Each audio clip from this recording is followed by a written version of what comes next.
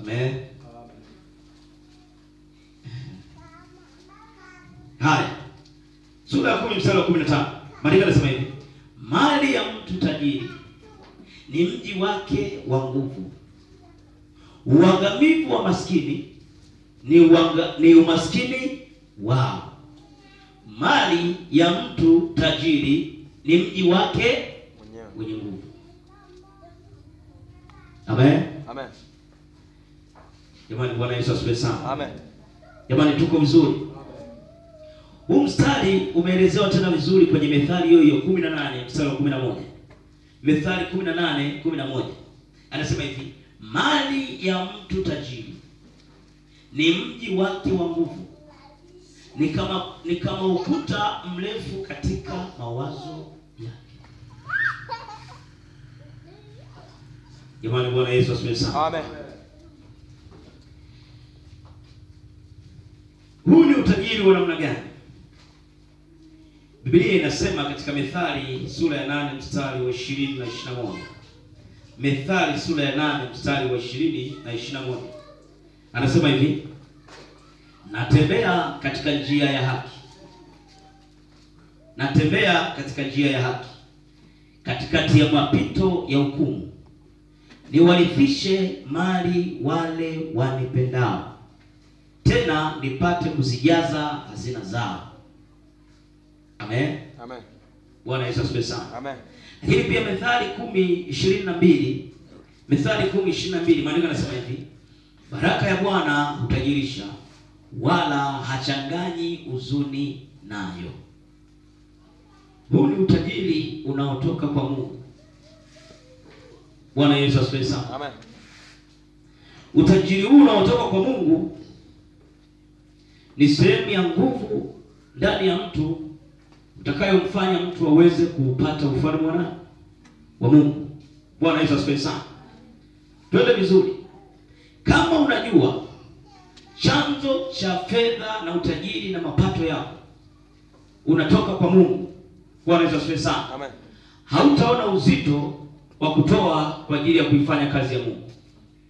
Jamani, tuko vizuri? Amen. Tuko vizuri? Amen. Kama leo una fedha na wewe ni mtu mzito sana kutoa fedha kwa ajili ya kufanikisha kazi ya Mungu, maana yake utajiri ulionao asili yake sio Mungu. Jamani, Bwana Yesu asifiwe sana. Amen. Fikiri kwa mfano, Biblia inasema fedha huleta jawabu la mambo yote. Maana yake, fikiri kwa mfano kama kazi tulionayo hapa tunaitazama katika namna ambayo tunasubiri labda muujiza unaweza ukatokea, ama tuchangishane sisi wenyewe shilingi 200,000 laki ngapi. Bwana Yesu asifiwe sana. Amen. Ambapo kuna wengine mpaka sasa wana shilingi 5,000. Jamani, Bwana Yesu asifiwe sana. Amen. Sasa nguvu ya utajiri itakufanya uteke ufalme wa Mungu. Kwa maana hii, kama kuna kazi kama hii ya ujenzi, unachukua sehemu ya utajiri wako unawekeza kwa Mungu.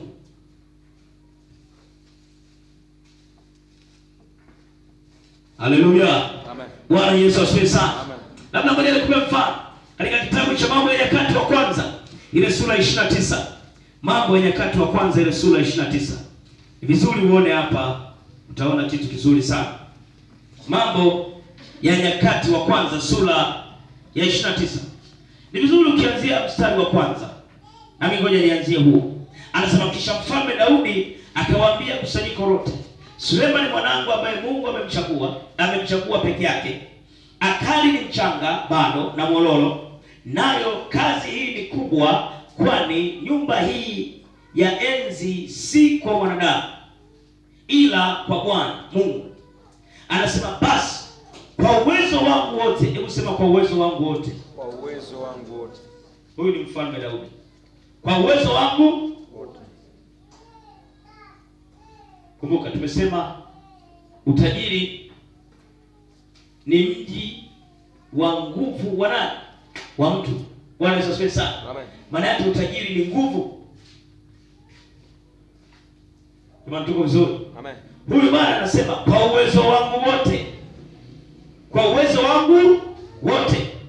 Anasema Anasema nimeiwekea akiba nyumba ya Mungu wangu, dhahabu kwa vitu vya dhahabu, na fedha kwa vitu vya fedha, na shaba kwa vitu vya shaba, na chuma kwa vitu vya chuma, na miti kwa vitu vya miti, na vitu vya shohamu, na vitu vyote anasema ameviweka.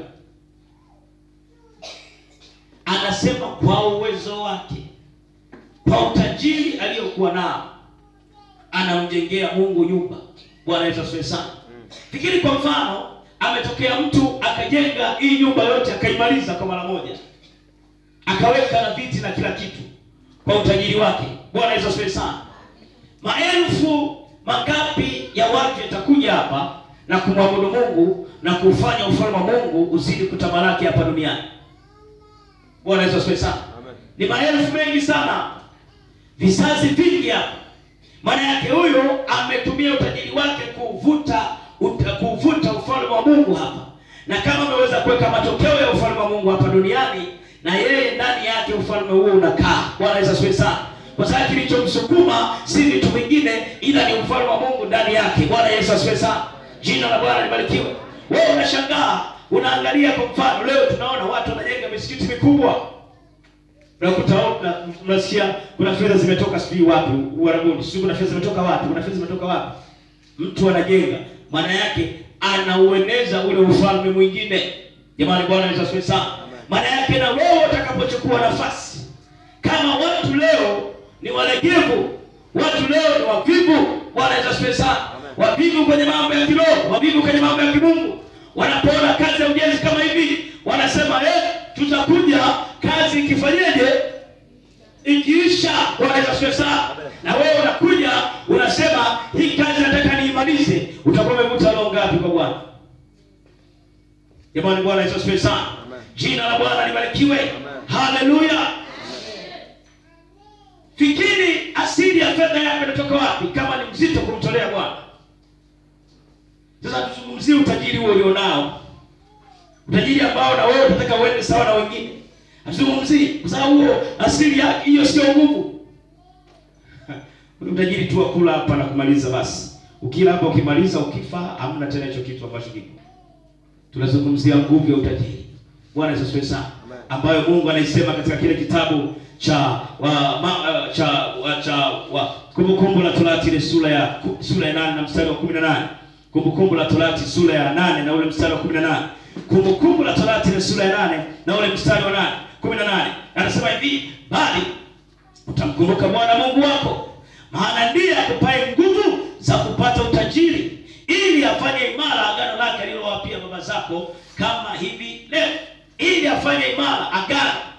Bwana Yesu asifiwe sana. Kwa hiyo Mungu anapokupa hii nguvu ya utajiri, jambo la kwanza ambalo anataka kwako ni kuimarisha agano lake na wewe. Bwana Yesu asifiwe sana. Maana yake kama utajiri umeupata, alafu baada ya hapo kanisani hauonekani, huo utajiri sio kutoka kwa Mungu. Jamani, Bwana Yesu asifiwe sana. Huo utajiri hautakuvuta kuupata ufalme wa Mungu. Haiwezekani. Kwa lazima upigie viwango vya kusema kwamba sisi tutamtumikia Mungu kwa mali zetu, tutamtolea Mungu kwa mali zetu, hata kama hatuna vitu vingi vya kutoa, lakini kwa hivi vitu tulivyonavyo, kwa moyo wa kupenda tutamtolea Bwana na tutaufanya ufalme wa Mungu kuenea. Bwana Yesu asifiwe sana. Jina la Bwana libarikiwe.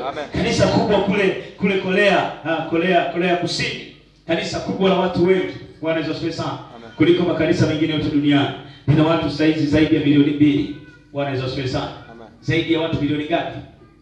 Milioni 2. Yaani wakikaa mpaka kule, kanisa kubwa sana. Bwana Yesu asifiwe sana. Amen. Mungu alimpa maono mtumishi wa Mungu David Emcho. Ameanza kunyanya maono. Mungu anamwambia, nataka uwe na kanisa kubwa kuliko makanisa yote, ambao utakusanya hapa Tabora tuna watu milioni ngapi? Milioni 3 na kidogo. Bwana Yesu asifiwe sana. Maana yake kanisa ni zaidi ya mkoa, ni unakaribia kufikia Tabora. Bwana Yesu asifiwe sana. Idadi ya nini? Ya watu. Jamani, Bwana Yesu asifiwe sana. Usi utani.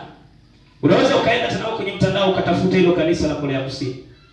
Bwana Yesu asifiwe sana. Yule mtu alipopewa maono na Mungu, Mungu anamwambia nataka ujenge hivyo. Akaanza kwenda kwenye mlima wa maombi, anamlilia Mungu. Sasa Mungu, mambo haya yatakuwaje, itafanikiwaje na watu wenyewe nilionao ndo hao.